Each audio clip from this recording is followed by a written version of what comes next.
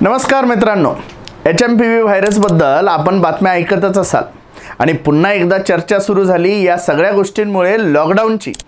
पुन्हा एकदा लॉकडाऊन होणार का? लॉकडाऊनला यावेळेस रिस्पॉन्सिबल असणार आहे HMPV व्हायरस नेमका आहे तरी काय आणि खरंच त्याच्यामध्ये एवढी ताकद आहे का? सगळ्या गोष्टी सविस्तर जाणून घेऊया या व्हिडिओच्या माध्यमातून। नमस्कार, मी डॉक्टर महेश, आपण बघत आहात गोष्ट छोटी पण डोंगरा एवढी। तर मित्रांनो, सध्या चीनमध्ये पुन्हा एकदा एका व्हायरसने डोकं वर काढले। त्याचं नाव आहे HMPV व्हायरस, म्हणजेच ह्यूमन मेटानिमो व्हायरस। आता हा व्हायरस खरं तर 2001 मध्ये शोधला गेलाय, त्यावेळेपासूनच हा सापडलेला आहे। आता या व्हायरसमुळे सर्दी, खोकला, पडसे, घसा खवखव करणे हे सगळे लक्षणं दिसतात।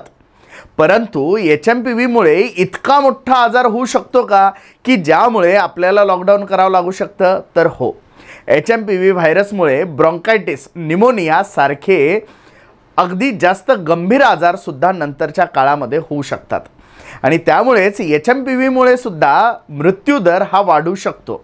अर्थात HMPV खरं तर 2 वर्ष आणि त्याहून खालील बालकांना जास्त धोकादायक आहे आणि आता या सगळ्या गोष्टी चीनमध्ये घडताना दिसतात। चीनमध्ये सध्या तरी या व्हायरसने थैमान घातलंय आणि त्यामुळे तिथे बऱ्याच ठिकाणी गर्दी जमणार नाही याची काळजी घेतली जाते।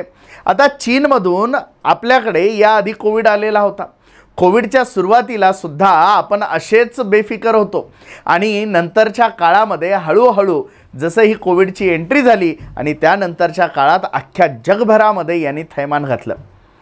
सुरुवातीला न घाबरणारे आपण लॉकडाऊनला आपल्याला सामोरं जावं लागलं, जे कधीही आजपर्यंतच्या इतिहासात घडलेलं नव्हतं ते यावेळेस घडलं होतं आणि लॉकडाऊनमुळे कित्येक लोक बेरोजगार झाली। कामगार लोकांवरती उपासमारीची वेळ आली। शेकडो किलोमीटर दूरपर्यंत लोक पायी चालत गेले, कोणी सायकलवर गेलं।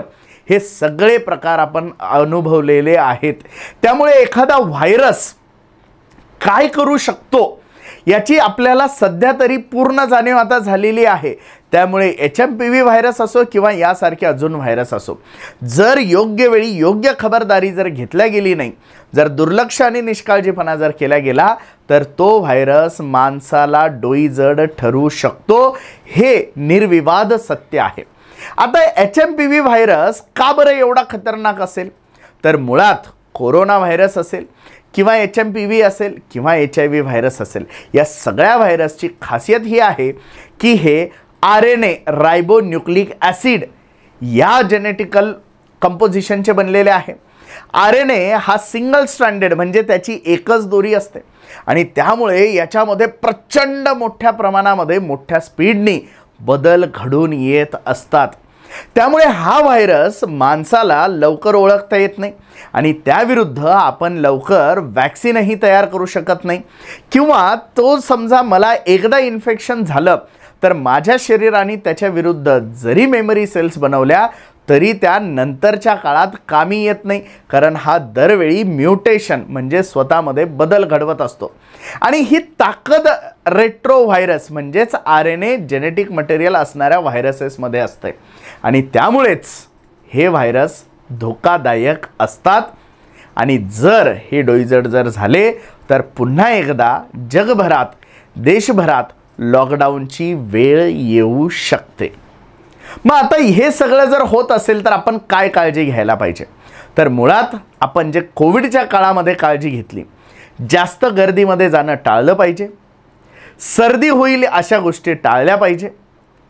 त्यासोबतच जर एखाद्याला सर्दी झाली असेल किंवा एखाद्याला घसा खवखवत असेल तर त्यापासून एक सुरक्षित अंतर आपण ठेवलं पाहिजे, जेणेकरून त्या सदृश लक्षणं असणारे पेशंट्स वाढणार नाही आणि आपल्याला योग्य पेशंट ओळखायला मदत होईल। तर एकूणच मित्रांनो, HMPV मुळे सुद्धा लॉकडाऊन होऊ शकतं। हा व्हिडिओ जर तुम्हाला माहितीपूर्ण, अभ्यासपूर्ण जर वाटला असेल तर लाईक आणि शेअर करायला विसरू नका।